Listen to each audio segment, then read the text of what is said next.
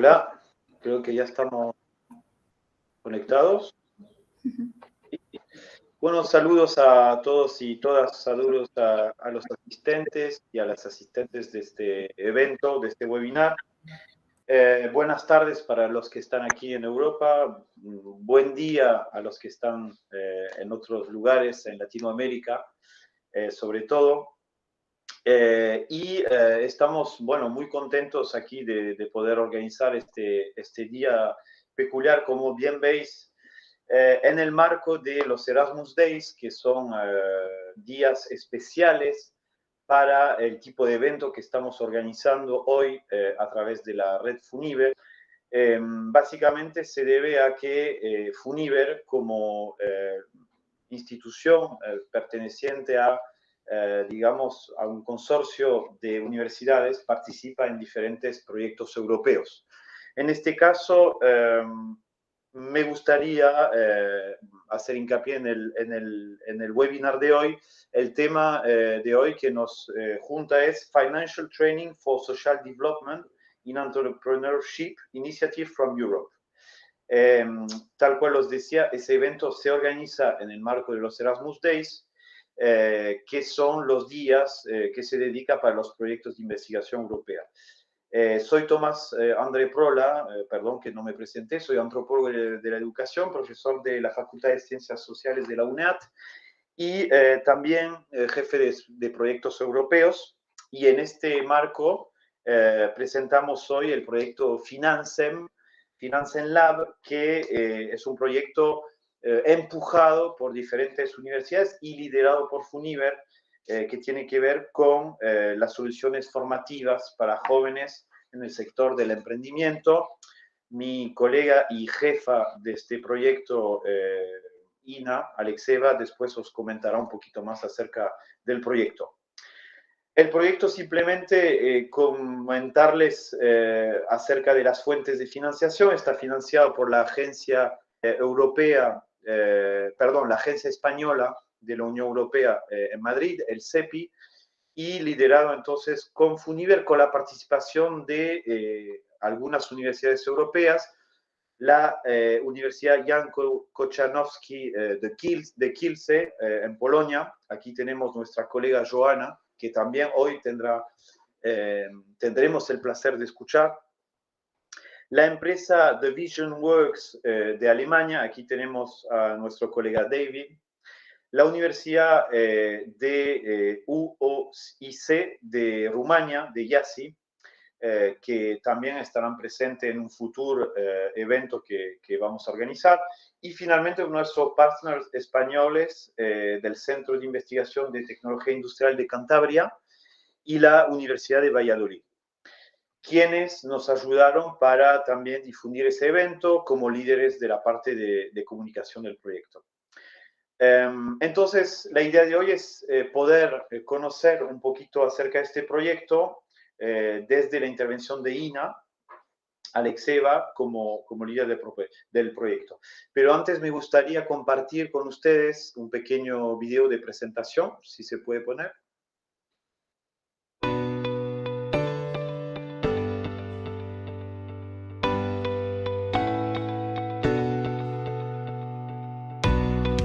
To summarize Financem Lab in one sentence, that's probably the hardest question I have ever been asked.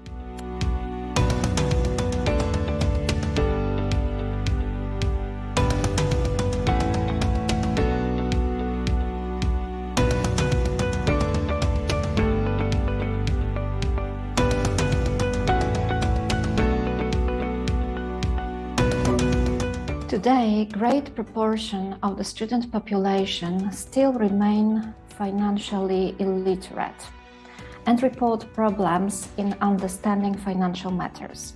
In the majority of the cases, we can see that their ideas are brilliant, but the great ideas, if they are not sustained financially, they can't go further, they can't develop.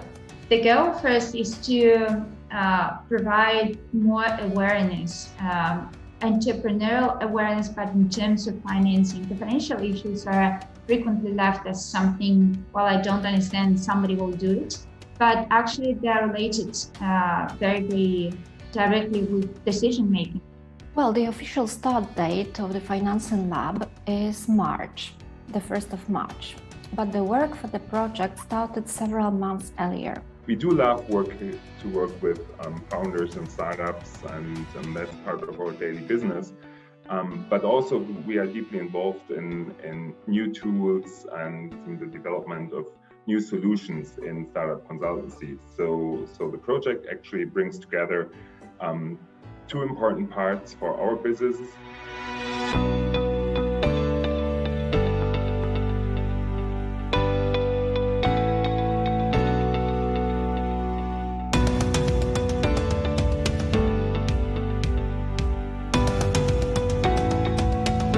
And I believe that digital simulator will help them to become financially literate, to apply effectively for funding in the future, to manage their financial situation successfully, to become proactive with their finances.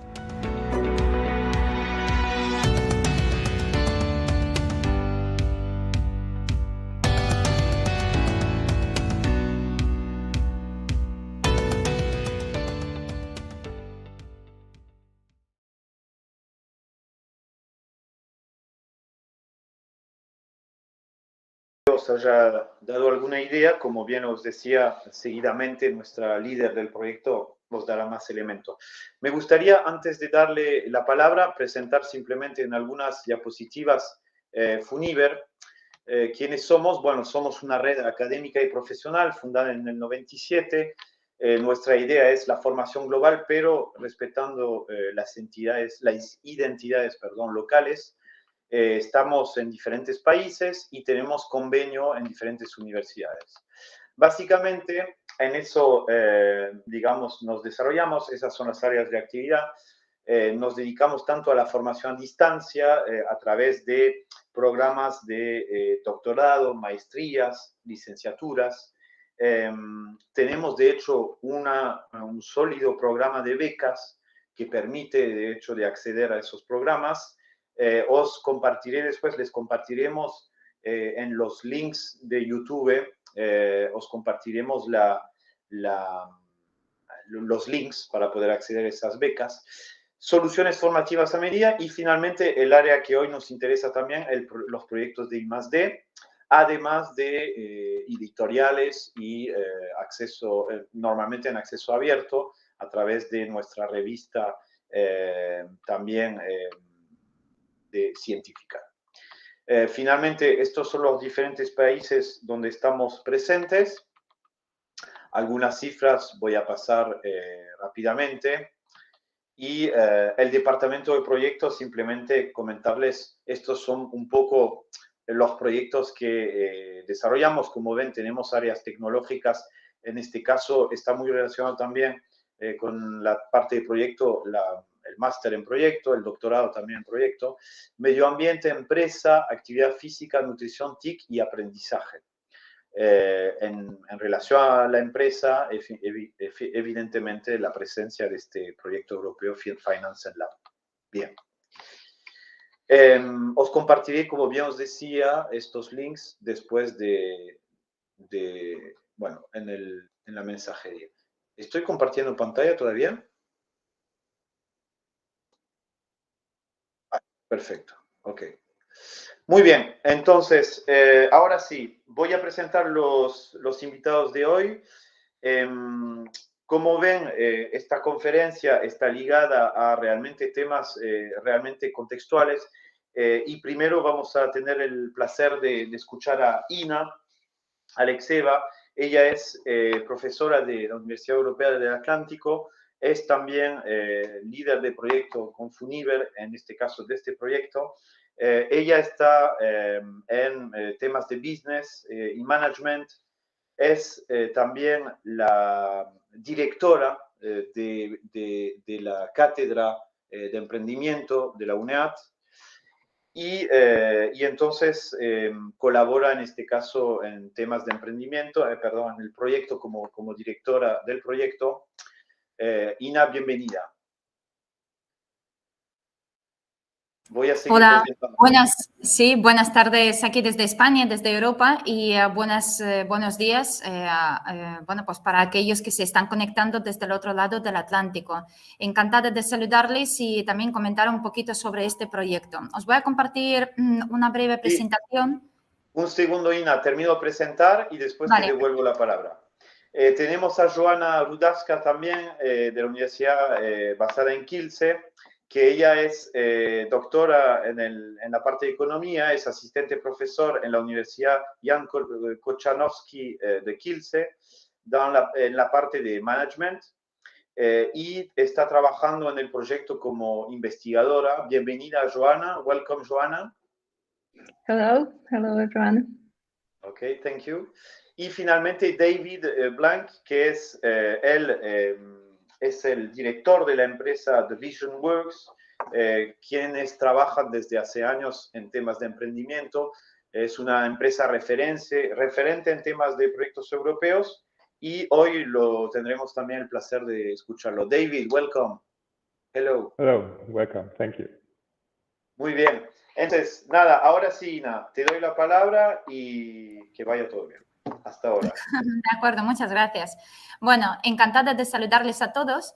Me gustaría, nada, comentar muy brevemente sobre este proyecto que acabamos de empezar. Hemos empezado hace poquito y, bueno, os voy a compartir una presentación muy breve para que, en fin, para que sea muy cómodo a todo el mundo seguir un poco el guión, ¿no? Seguir esta presentación.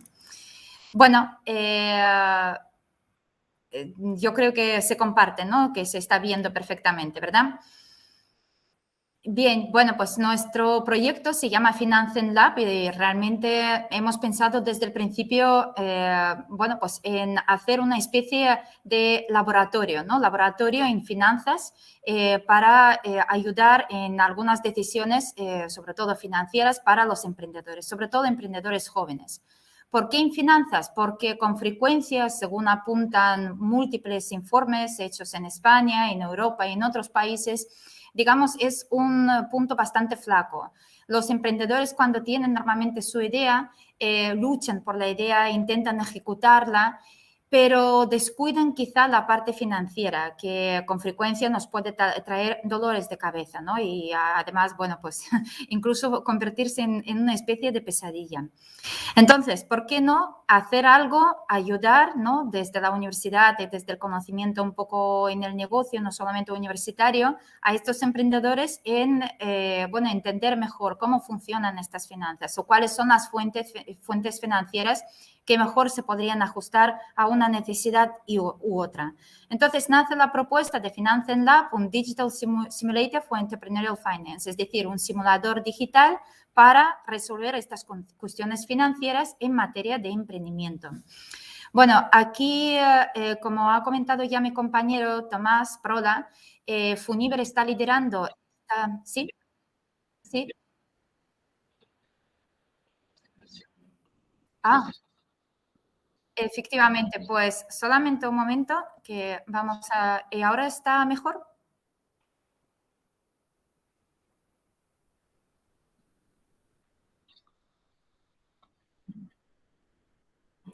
Sí, un momentito. Sí. Voy a volver a simplemente abrirlo, ¿de acuerdo?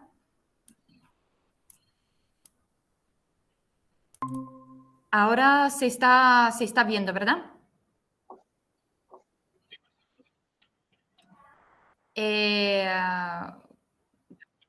Ahora sí. Sí, ahora sí, mejor. Perfecto, pues ha pasado algo. Bien, bueno, pues como he comentado antes, nuestro grupo, nuestro consorcio consiste de los siguientes socios. Como mi compañero Tomás ya ha comentado, Funiver lidera este proyecto, pero además de Funiver está también Citican, que es, bueno, pues aquí está el logo de este socio, que se enfoca más en la parte de I+D y en la parte, bueno, pues más tecnológica quizá, nos soporta desde este punto de vista. Y aquí es un jugador muy importante porque están desarrollando realmente este instrumento, esta herramienta digital. Y también, bueno, pues el resto de las universidades y empresas. En este caso, pues estamos hablando de una universidad rumana, Universitatea Alexandru Ioan Cuza, también Universitatea Diana Korczanowski, esto es de Polonia, y la Universidad de Valladolid. Además de estas universidades está The Vision Works, cuyo representante va a estar hoy con nosotros, David. Bueno, pues entre todos hemos acordado una línea a seguir a la hora de crear esta solución digital y después además testarla, ¿no? Probar entre, bueno, pues muchos emprendedores potenciales y emprendedores actuales, ¿no? ¿En qué consiste todo esto? Bueno, pues consiste en lo siguiente. Bueno, aquí tenéis un enlace a la página web que podéis mirar. Poco a poco estamos llenando esta página de evidencias y contamos nuestros progresos, aunque por ahora son bastante pequeños porque es que acabamos de empezar, ¿no? Bien, bueno, pues de lo que nos vamos a ocupar más es de esta contribución que podríamos hacer para la educación en materia de financiamiento, de finanzas. Nosotros nos propusimos un reto de mostrar todo a través de los casos de estudio que estamos preparando con mucho esmero y cuidado y a través de los cuales un emprendedor o simplemente el que quiera aprender un poquito de esto puede digamos, vivir esta experiencia de cómo resolvería un caso en concreto. Eso es lo que se llama aprende haciéndolo. Entonces, intentando solucionar, pero sobre todo aplicando las soluciones de financiación alternativas, como por ejemplo podría ser capital semilla o crowdfunding, cualquiera de las modalidades, o como por ejemplo la solución que nos podría llegar de Business Angels, si se ajusta a todos los casos por igual, si hay algunos condicionantes. En fin, esta toma de decisiones, que es muy, muy importante, la podemos ir practicando. Es una especie de simulador, como un simulador de vuelo, ¿no? Donde podemos cometer nuestros errores, pero también de estos errores se nos permite aprender, lo cual es muy, muy valioso. Lógicamente, es una herramienta que se va a utilizar, por un lado, por los alumnos, por los que quieren aprender, y también por los instructores, o bien los podríamos llamar profesores, coaches, en fin, esta gente que nos podría ayudar, guías que nos orientarían. Pero no solamente esto. Por el otro lado, como digamos, completando este triángulo, desde el tercer punto, tendríamos el apoyo por parte de la banca, es decir, por los expertos en finanzas y banca. ¿Por qué banca? Porque realmente si acudimos a alguna fuente alternativa, como podría ser un crowdfunding, necesitamos saber un poco las reglas de juego financieras. ¿Y quién mejor que la gente que trabaja, no sé, en algunos fondos de inversión o bien en las entidades financieras pues para proporcionarnos este feedback, además del instructor? Entonces, todo este compendio, toda esta información que se va a vivir pues en un tiempo bastante corto, no digo en tiempo real porque, bueno, tal como está proyectado, no sé, todavía no se ha abordado esta parte, pero bueno, se tendría una información y una retroalimentación pues del mercado, de la realidad, lo cual es muy, muy valioso. Como he comentado antes, estamos analizando, cualquiera de los socios de este proyecto está aportando un caso específico, lo estamos desarrollando hasta el detalle, hasta el nivel donde, bueno, pues el alumno podría sentirse muy cómodo desarrollando, formando parte, digamos, viviendo, ¿no? Este rol y desarrollándolo a su manera. Es decir, un caso se presenta, pero nunca se queda cerrado. Por tanto, ahí hay distintas vías y distintas posibilidades de explorar qué es lo que podría ser una solución buena, qué es lo que podría ser una solución, quizá no la óptima, pero una de las posibles. Pero ahí lo dejamos siempre al alumno para que decida, pero sobre todo para que aprenda. Y creemos que desde este punto de vista, bueno, pues es muy, muy valioso. Más o menos, bueno, pues en estos términos, podríamos describir el proyecto de Finanzen Lab. Estamos, como he dicho antes, en pleno desarrollo en esta fase de, bueno, proporcionar algo para poder ir testando y mejorando.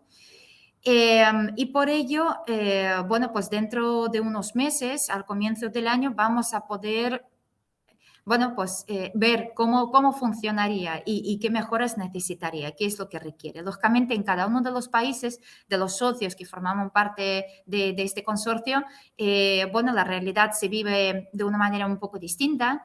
A pesar de que somos muchas universidades que participamos en este proyecto, la visión que podemos aportar es muy distinta y, como es lógico, bueno, somos de la Unión Europea porque los fondos que se destinan para esta financiación provienen de los fondos europeos, en este caso de Erasmus+, ¿no?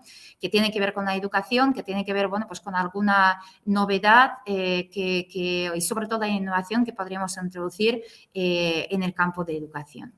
Bueno, y por mi parte, esto es todo. Yo encantada de seguir hablando sobre este proyecto porque la verdad es que nos fascina a todos, pero voy a dejar ahora el turno de palabra a mis compañeros, a Joana Rudasca y a David Blanc.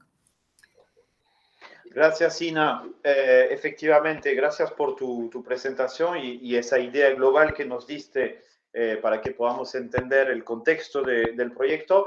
Entonces sí que ahora sí damos el micrófono. We will give the floor to our friend and colleague Joanna Rudasca from Poland. Desde Polonia nos habla. Vamos a hablar en inglés y en español durante este seminario. Perdón que no lo aclaramos. Okay, thank you very much. Thank you very much. Great presentation. I understood nothing, but because I know the project, I got information also in other language. So thank you for such dynamic presentation. Now I would like to show my presentation and share with you our experience as Polish partner within that project that we just a few months ago started, but also justify why we are a partner within such project as Finance Lab and what it is important for Polish educational system, entrepreneurship system. So I will try to share presentation because I will have to do this way. I hope that you see my presentation. So yes. I represent Jan Kochanowski University of Kielce from Poland, and we are a part of Finance Lab consortium.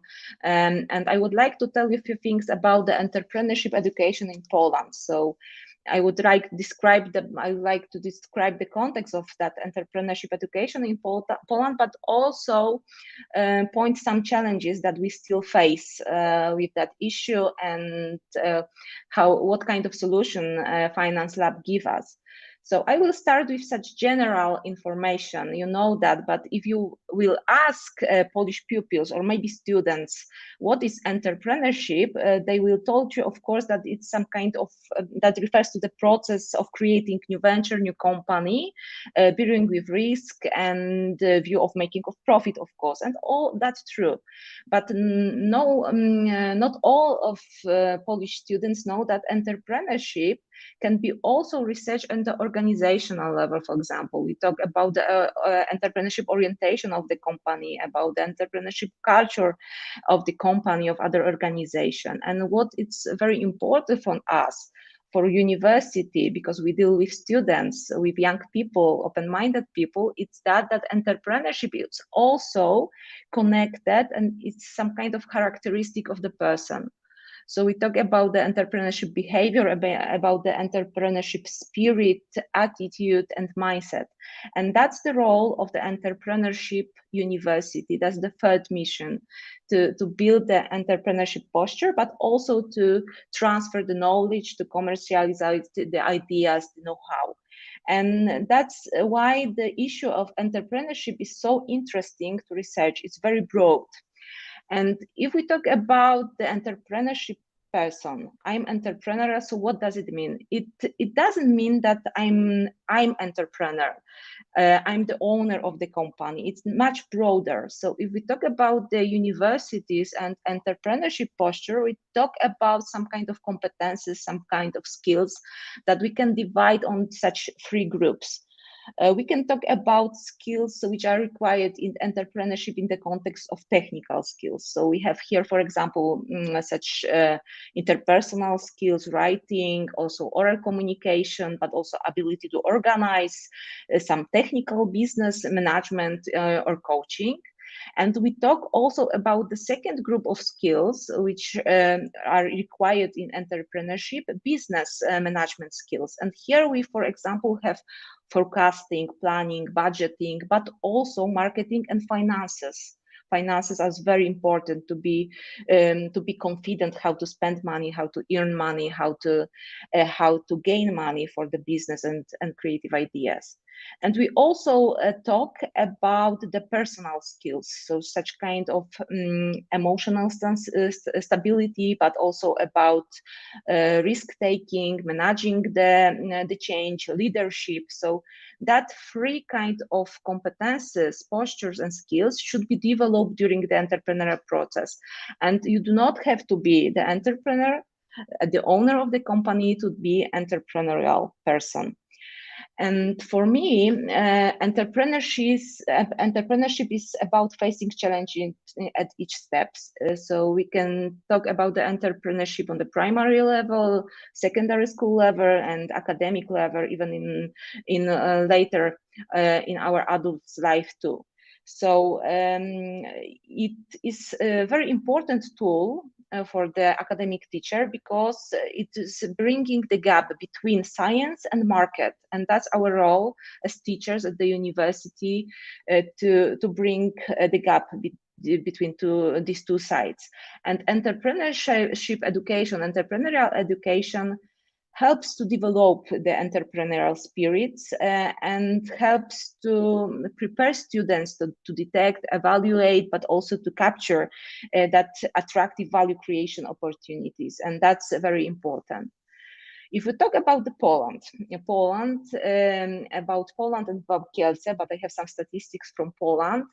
The situation is quite good, because a few years ago, in 2019, there was the Global Entrepreneurial Survey. So we have a Global Entrepreneurship Report, and over 8,000 of Poles were surveyed. And what is interesting, almost 80% of Poles believe that self-employment is a good career path. And almost 80% of Poles believe that people who succeed setting up new company, they should be deserve some kind of recognition. But if we will ask adult people, but at the early stage of running a business, of just creating the ideas in their head, what kind of 5 key factors they should describe to which stop them from setting up company, they will tell you in Poland that they have lack of capital to start a business, and that's very common for other countries too. But they lack of faith in one's own skills, and that's very interesting for academic teacher, from a university point of view. But it's also lack of know-how and specialist knowledge necessary to start a business. Lack of idea is about half of people that have been surveyed, and having financial obligation, children laws in their private life. So I would like to underline that two factors: lack of faith, one's own skills, and lack of know-how. So we talk about the entrepreneurship posture, about that confident posture, and we talk about knowledge. And that's the gap that universities in Poland brings together. And to describe how it looks like in Poland, how that entrepreneurial education is implemented in educational system in Poland. Education in the field of entrepreneurship in Polish system is important element, although it's not directly reflected in the number of hours for the implementation of the subject of entrepreneurship. So if we talk about that primary school level in Poland, entrepreneurship is not obligatory. Only some additional information about money, history of money, some basic information about the economic are, I would say, smuggled by teachers to that different subjects to small children, yes, at the beginning of the educational path.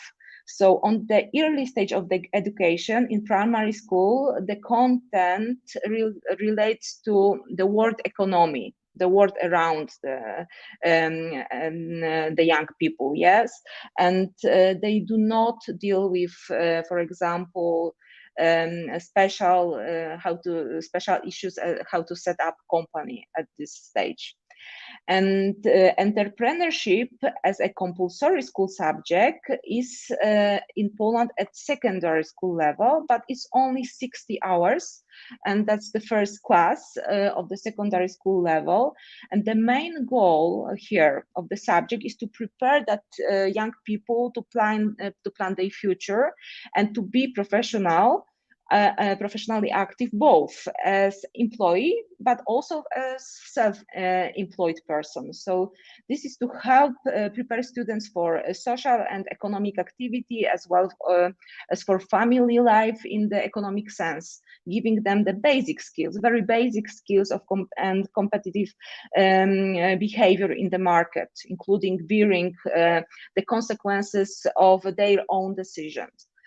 And if we talk about the academic level in Poland and entrepreneurial education, it depends on the university, because it's different from one university to another university, and even it differs from one faculty to other faculty. Of course, it's natural for business courses, business faculties, management, project management, but in other courses, other faculties is sometimes it's optionally to choose from, so it's not so underlined in the program. So at the university, entrepreneurship classes are often school specific, yes, and it's also interesting, and it will be some challenge for us. In Poland, if you will, I give here a link to OECD Skills Studies Supporting Entrepreneurship and Innovation in Higher Education in Poland report. It's quite interesting about the entrepreneurship education in Poland.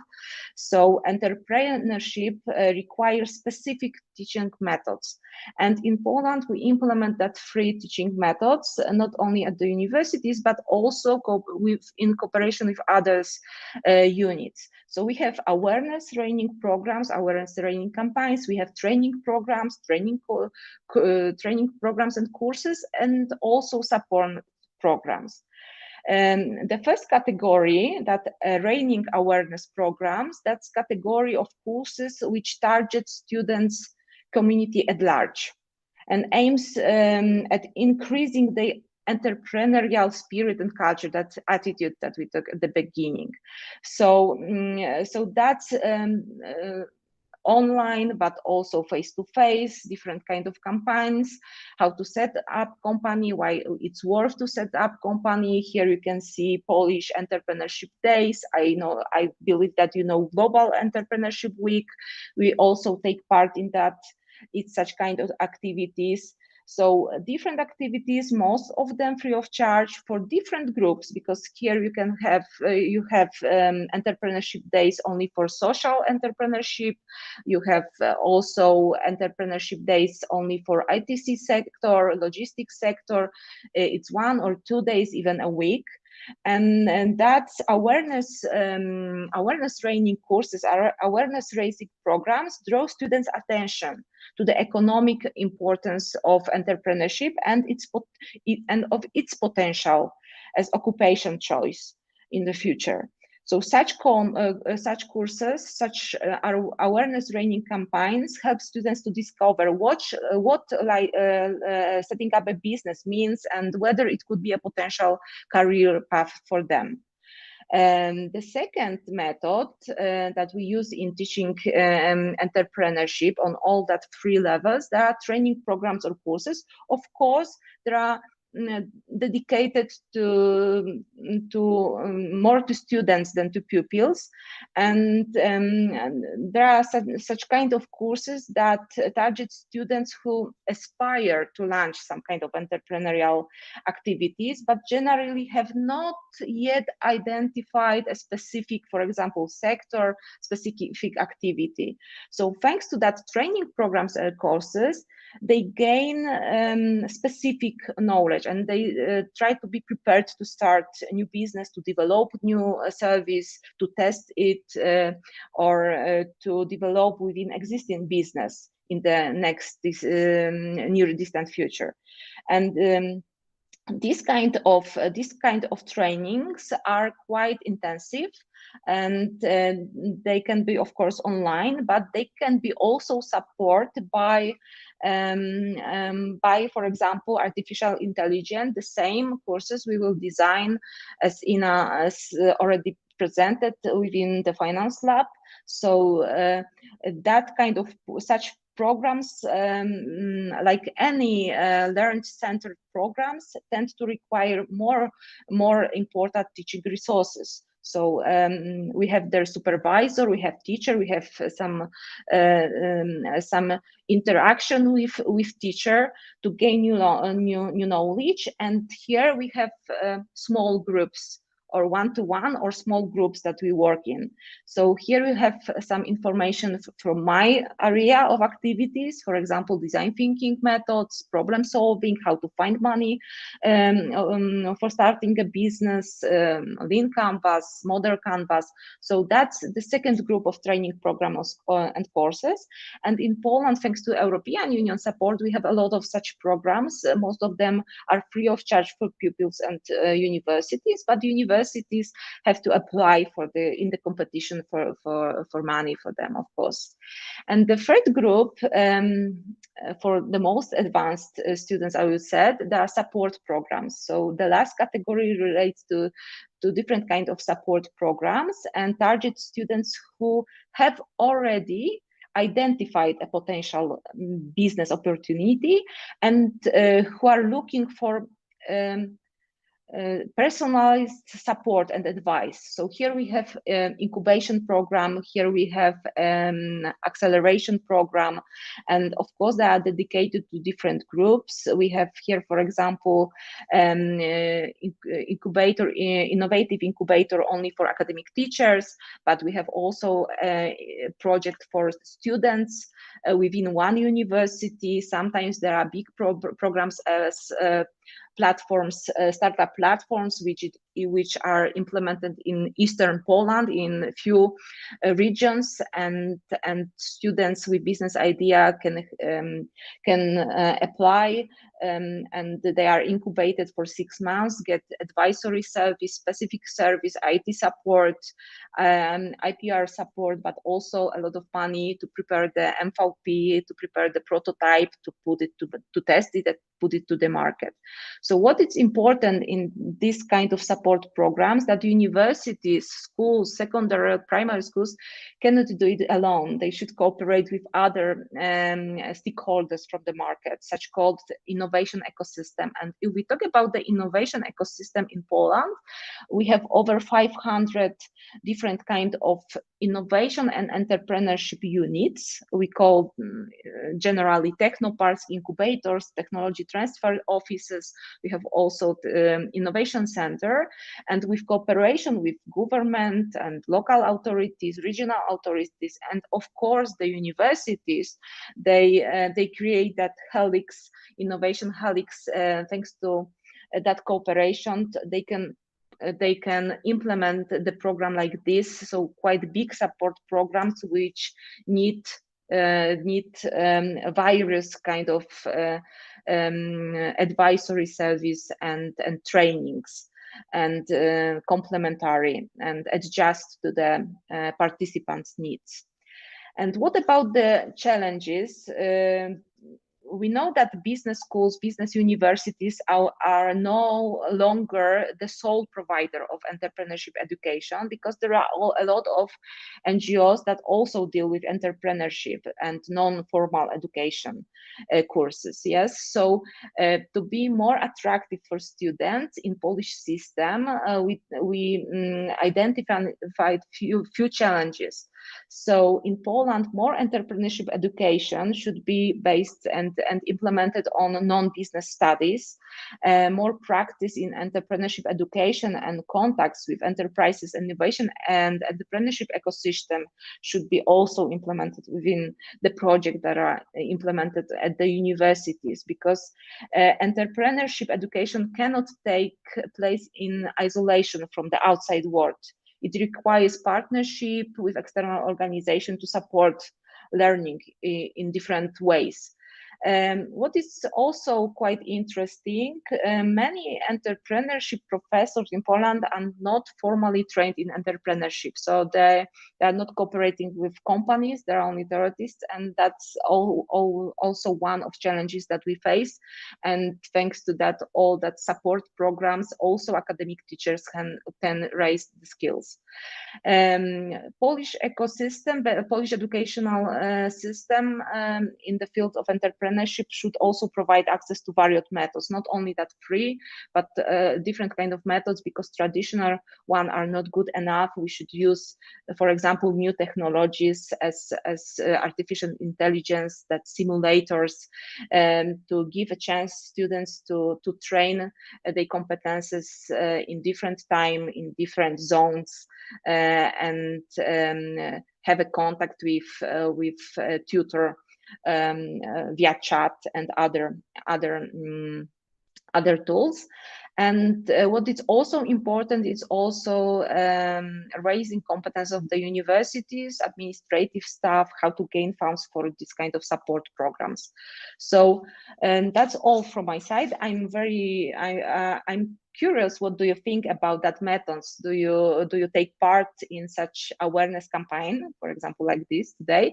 And do you take part in such training programs and courses, or maybe in support programs, incubation, accelerator programs? And do they really raise your knowledge about the entrepreneurship? Thank you. Thank you, Joanna. Thanks for your explanation.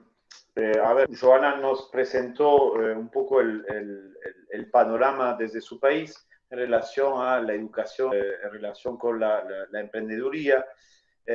Joanna, I think I have a lot of questions, but we will wait the final of the intervention and the webinar in order to do these questions. Si tienen preguntas, la pueden compartir por el chat, y al final del webinar iremos leyendo vuestras preguntas y viendo qué nos dice Joana.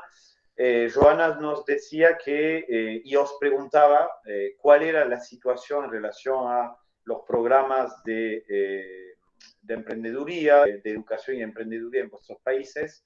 Así que nada, si os apetece responder, están bienvenidos los comentarios. Thanks, Joana. And now I will give the floor to David. David nos va a explicar un poco desde su país, from Germany, what's happened. Thanks, David. Thank you very much. Yes, my name is David. I started my career in academic entrepreneurship support, but now I present, let's say, the practical side of the Financial Lab project. Can you see my screen? Yes, I think so. Yes. At first, I'd like to give you a very short introduction to myself.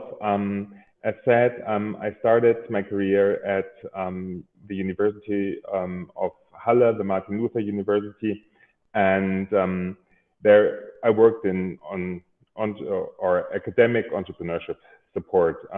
And I then switched sides to the practical side, started my own company, The Vision Works. It is actually a consulting company for small and medium-sized companies, but also for startups. We still do entrepreneurship support. We still guide entrepreneurs in the early phases of their company. And we also participate in projects like Financing Lab. And I hope I can explain why I personally think this kind of projects, and especially this kind of projects like Financing Lab, are important from a German perspective, but also from a content perspective and from a sustainability perspective. So why do I think startup support in general and especially financial literacy is so important? So statistics say that 9 out of 10 startups actually do not survive the first 5 years. So why is that so? The most frequent cause is actually a missing market need. So not enough research in the beginning, misperception of market needs, misperception of feedback. But this is actually directly followed by financial issues. So startups run out of cash, they don't find investors, and they actually do not manage their finances well. So this statistics from Germany actually shows that financial literacy is a very important topic. And again, why is that so? It's because financing is difficult, and we don't have that much time here. So I just want to give you an overview why gaining finances, gaining financial support is so difficult. Here we have a hypothetical journey from an idea of a startup to the actual growth, and then to probably an IPO if this is something if this is the route a startup wants to take. And in all those different stages of a company, there's different paths you have to go, different things you have to know, different support you actually need. And this already shows how difficult this topic actually is. And in the beginning, Ina actually talked about the practical cases that we have in the project. And this graphic actually represents some of those cases that we will actually cover in the project. So how hypothetical is this actual journey? We start in the beginning in the idea stage. Usually, founders, entrepreneurs start with their own personal resources. This necessarily does not necessarily have to mean money. This can also mean own assets, the computer that you use, the rooms that you use, where you start meeting with your co-founders. So you start with personal resources. And then there's something that's called family and friends, and sometimes it's called family, fools, and friends. So this is the private network that you have and where you probably gain money. And then there's the part where Joanna talked about, for example, accelerator programs, institutional support that invests public money. It's often public money. Those are institutions that not just provide simple money without anything, they also provide support, they provide networks. And then at that stage, this is the stage where you usually develop your product to a stage where it actually can enter the market. And that's when you raise business angels money in the seed round, probably different seed rounds, that's called Series A or Series B, where you need more money. And then probably you go public and invest your money, or people invest their money into your company at the stock market. So is this really hypothetical, or is this a practical case? Yes, it is. Here I have an example from a company I guess everybody knows, from Airbnb. So the founders of Airbnb started with own money, which they actually earned in selling cereals for the Obama campaign. And this is the money they invested themselves. Then they found an accelerator program, the Y Combinator, who gave them additional $20,000 to develop the product. And then they acquired seed investment, and the seed investment actually made it possible that they developed their website to a certain stage to actually start internationalization. And then they invested or found investors in a Series A and Series B round with around like $112 million. And a couple of years later, they went to the stock market and raised $3.5 billion. And you can believe that the founders or the company had to know and had to learn a lot during this journey. So how do you actually teach that? And Joanna showed the perspective in Poland, and I want to show you the situation in Germany just with a few numbers. So in 2019, before COVID, and of course during COVID the situation was different, that's why I report numbers before COVID, 2,176 startups are reported from German universities. This actually means 10.5 foundations per 10,000 students, and around 1,000 of them actually with knowledge that came from the university or was gained in the university. And who's doing all that support? It's actually persons. It's around 1,000 or a little more than 1,000 persons working in startup support, supporting students, supporting professors, supporting the staff. And what do? They train, they give practical support, they do events.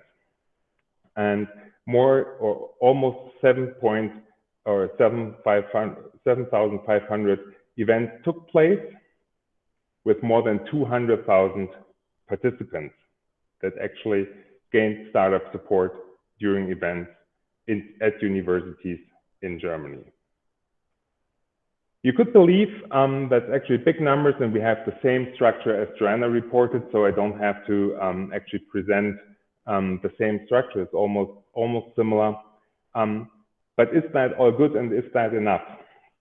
One problem that we have in Germany is that most of that events and most of that support is actually provided with public funding from regional government, public funding from the national government, or public funding from the European Union. And only around like 40 million euros are actually with money that comes out of the universities themselves. And this actually leads to the problem that it's very often it's short-term projects that end after 2 or 3 years. This means it's discontinuity in projects and people. Things that are developed during those 2 years actually end after a couple of while, and the people are lost, and the knowledge is lost, and the projects are lost. Also, something that Joanna also reported from Poland, it's very theoretical. People that are working in startup support are not really experienced. They did not found their own companies, they don't have practical cases, and they don't work that much with companies, with industry. So all in all, that's with my experience working in this field for more than 10 years, I don't believe it's really sustainable.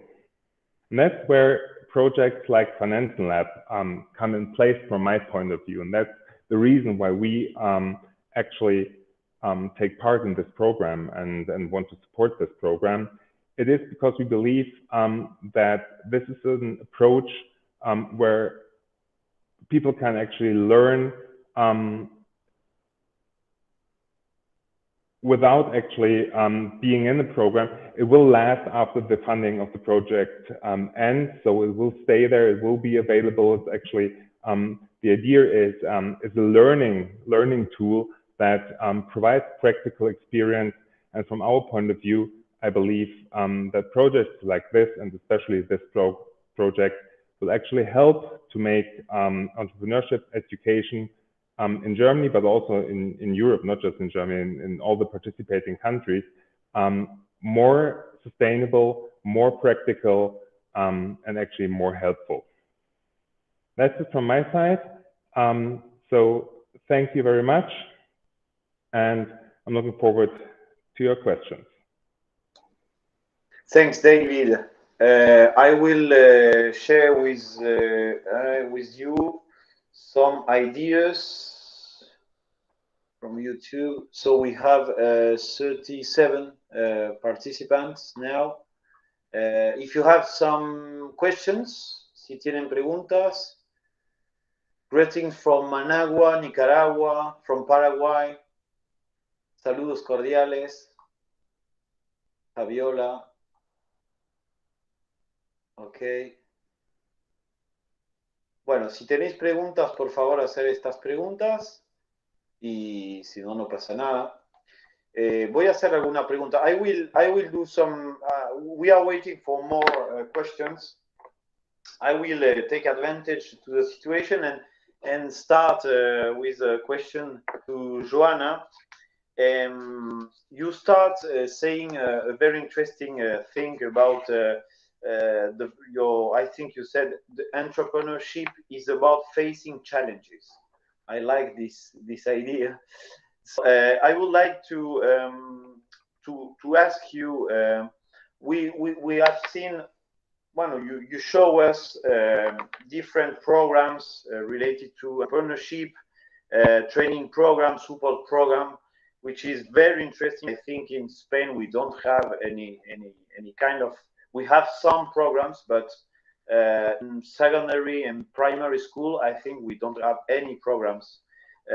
So my question is, since when does Poland develop then the program, this kind of program? What are the effects of this program in your country? I'm thinking about Poland 20 or 30 years ago. The situation was, I think, different. Is there a real effect of this kind of program in your society? Positive effect, I mean. You understand? Yes, you are right. 20 years ago, it was different kind of Poland. Yes, different countries. So we implement that program since 2002. So it's not so long. 2012, it was the date when they appeared in the school as obligatory. So it's not so long time, and it's still not enough because, as I told you, at the secondary school level, it's only 60 hours of such kind of subject. Of course, teachers try to do them best, and they take active part in different kind of activities which are organized by that innovation and entrepreneurship ecosystem. So, for example, for primary and secondary school, our national bank also gives some monies and announce competition, and active teachers who teach entrepreneurship can prepare the scenario and win the award for them, some certificate, yeah. And thanks to that, they can go to such kind of bank, to the company. The small children can see how such company works. So it's some kind of raising awareness. Yes, they do not know nothing about the company, but they try to understand, for example, why their parents go to work each day. So at this level, it's such struggling, I think, because you do not have such a subject, but there is a lot of possibilities to organize such things at school. It's easier when we talk about the secondary school because you have lessons there, and technology parks, incubators, venture capitals, business angels take active part in that process because they are invited to provide such lecture, lesson, or to organize small workshops. So also there are study visits free of charge for secondary schools in that business surrounding institution. So I think that it's changed because our companies have big problems with employees, to find human resources, qualified human resources. And because I also work in technology park, they always tell me that, okay, we know that there are people, students and pupils at schools which are ready to go to our company for internship, but we will take them if they will have that something. So they will have that, they want to do something. So for me, that it's the entrepreneurship attitude. Yeah, they are looking for somebody who will risk, yes, at every step, who will learn, who will be open-minded, and all of that describes the entrepreneurship posture for me. So that's why it's so important. And in Poland, we have a lot of activities. Some of them are co-financed from European Union, and some of them are co-financed by private sector. Yeah, okay. Thanks, Joanna. We have a question from, I think, Nicaragua. Carlos is a very interesting exposition, and the question is how those experiences with support of European Union can be applied in Nicaragua and the rest of Latin America, where usually government does not support entrepreneurs. It's another reality. I don't know. David, you have a lot of experience of European project. I don't know if you can ask these questions. How does experience with support of European Union can be applied in Nicaragua and the rest of Latin America? That's a difficult question, and actually it depends on the idea and the project. I do know that it is possible to make joint projects with external partners from outside the European Union. But from my experience, it has to be a project with partners from the European Union that work together with people outside of the European Union. I don't believe it will be possible to establish, for example, a full entrepreneurship support or something but it is possible to participate under specific circumstances. So the European Union, of course, focuses on countries in the European Union, but it is possible to participate in some projects. And I would advise to find partners, develop ideas, to find partners in the European Union that know the landscape of funding in the European Union, and you can then try to find solutions and possibilities. Also, it is worth to look at certain countries inside the European Union. So I know, for example, that the German government supports with a program or an institution that's called DAAD. It supports academic exchange all over the world, and also topics like entrepreneurship can be part of those kind of projects. So there are possibilities, but to be honest, it's not that easy, and from outside it's quite difficult. So it should probably be done with a local partner inside the European Union. Yeah, I think it's for another. If I can add, Thomas, because yes. Yeah, I think that Erasmus Plus it's a very good starting point, because as we know, in such kind of project there are always good practices, some guides, the outputs which are prepared by consortium, and you can find free of charge on Creative Commons license a lot of such guides, toolbox. For example, we've ready-to-use scenarios at for teachers, step by step. Shake Up Startups, for example, is also guide free of charge how to implement this kind of raising awareness campaigns.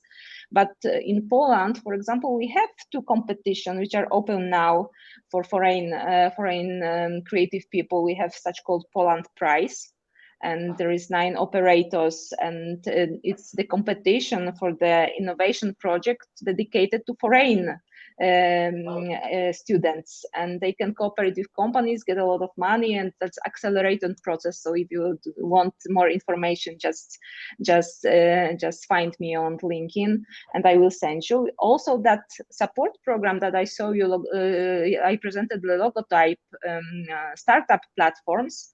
That incubation program, it's also dedicated to all countries. So you have to register company in Poland because you apply as a team, and then you have to register company in Poland, in Eastern Poland, but it can be done only virtually in our virtual office, and then you can get all that support. So there are some possibilities, but you have to look for them. And if we talk about the projects, of course, the transfer of good practice, it would be the best, and that typical projects dedicated to that countries. I know that Erasmus also has that third parties that we can include. So yeah, that's all from my side. To add, all the resources that are developed by projects in the Erasmus Plus program, like Finanzen Lab that we do, are always have to be free of charge and are available online to everybody. So from a student perspective, there are a lot of online courses for numerous topics, not just entrepreneurship, for many different topics and subtopics that are available for free for online self-study. So that's for students. That might also be a probability to learn things that probably are not available at local universities. Yes, well, related to this last intervention, David, you talk about this continuity, not real experience, not sustainable approach as main problems related to entrepreneurship development in Germany. So related to this context and our objectives in this project, can you talk about the tools about the project tools that we want to build and develop from the cases, and can you talk about our project, David and Joanna? I don't know if yes. If it's Joanna, do you want to start or should I start? Okay, I can start because you will take my case, and they are asking about how about the cases, about the product. You know? Yeah, within the project for audience, we are divided in different cases. So each country develops own cases. At our university, my team is responsible, for example, for bootstrapping. So that's the first phase that David just described on during the presentation, family, friends, and how to gain money without investing, without taking risks. So it's quite important. And when I talk with my students, they also told me that they do not have a lot of money to invest, but they have such ideas maybe which are not so innovative to talk with venture capital business angels, because it's typical shop, for example, some repair points. So and that's why I found that my case bootstrapping very interesting, and I hope that it will look really nice in our simulator. And we are still working on, and we are also working on the pre-seed capital. So also that early stage of startup developing phase, still how to prepare the MVP, that minimal valuable product, how to test it on the market, how to find money.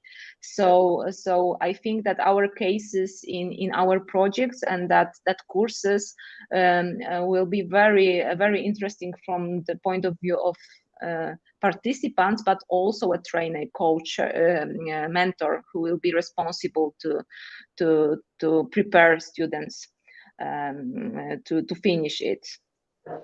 And David, your courses are? Yes. So we bring in our own practical experience, not just from the point of startup support, but also acting as business angels ourselves.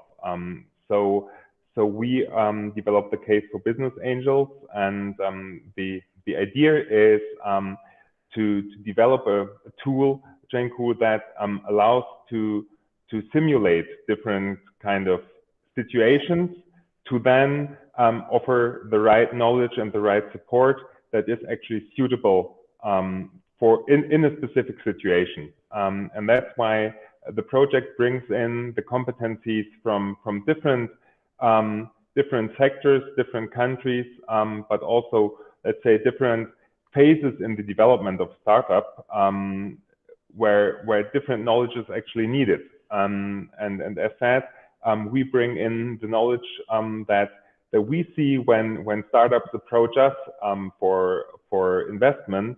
And I'm not doing this only with myself, but with colleagues. And we also gain the knowledge from our colleagues. And from your perspective, what is important?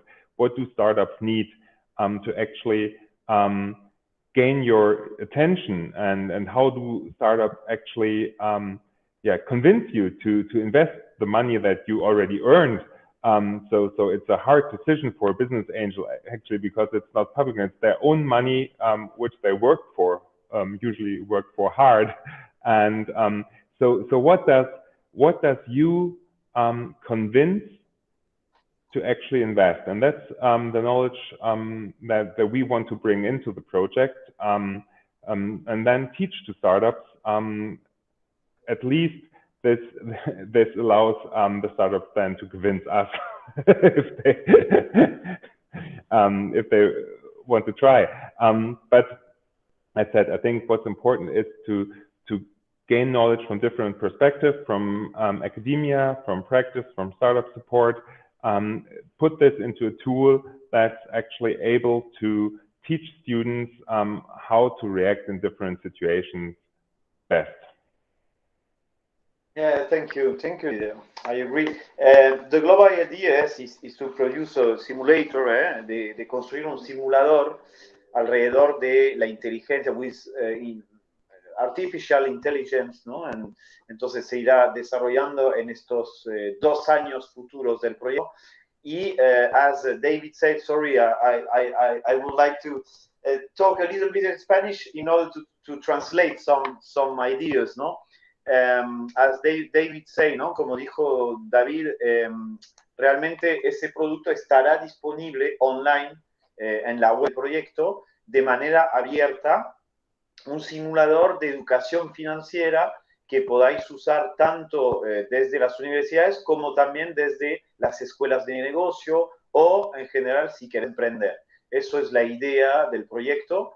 Y para eso trabajamos el consorcio de universidades y empresas europeas, tal cual habéis visto. We have a new idea of Carlos from Nicaragua. He said, interesting exposition. How do experiences with support? Sorry, it's the same. No. There is another from Carlos. Okay, he said, in Latin America, there are a lot of problems related to climate change, contamination from vehicles, deforestation, bad management of contaminants. We need to change the chip. This program is excellent to make the change that our government does not care. Okay, thanks, Carlos, for sharing your idea. And we have another, no, okay, they say, hello, Jose Antonio from Mexico. Thank you for the information. And Maybelis, our colleague, say hello also. Thanks for the explanation. Okay, so thanks, dear colleagues, for your presence and for your words. It was very interesting. I hope that our participants will connect with our web in order to find future ideas and solutions regarding the entrepreneurship education. We will share, iremos alimentando esta web del proyecto. We will share our products, intellectual output, our web. So, thanks, David. Thanks, Joanna. Gracias a ustedes por vuestra presencia también, a los participantes. Queremos agradecer también la ayuda de Alejandro y del equipo de comunicación para la difusión de este evento. Y desde ya esperemos sobre esa temática poder hacer otro webinar. We hope to organize in the future another webinar regarding the new products of our project en relación a los productos que podamos desarrollar de este proyecto. En unos días recibiréis un breve cuestionario para evaluar este webinar y les recordamos que si tienen interés hemos compartido los links para las becas de estudio con Funiver, pero también los links de financenlab.com, ¿no? Que es nuestro sitio internet, que .com, it's possible, o .eu. Está ahí en el chat, lo podéis encontrar. Y también el Facebook, el canal YouTube del proyecto, para que podáis, evidentemente, seguir los avances de este proyecto. Y por otra parte, no dudéis en comunicaros con nosotros para poder tener más información. Siempre estamos abiertos a vuestras preguntas e interés. Gracias a todos. Thanks, David. Thanks, Joanna. And see you soon. Thank you very much. Bye-bye. Bye-bye.